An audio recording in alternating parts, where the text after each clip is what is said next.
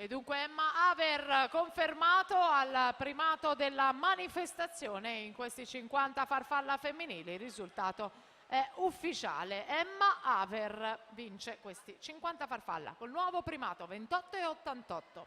Junior in acqua, partita la serie 4 per la terza, Bassini in 1, Benettin in 2, Zanini in 3, De Stefano in 4, Vesentini in 5, Segala in 6, Zanchin in 7. Intanto l'arrivo con Katia Novello, atleta di casa, 30 e 39.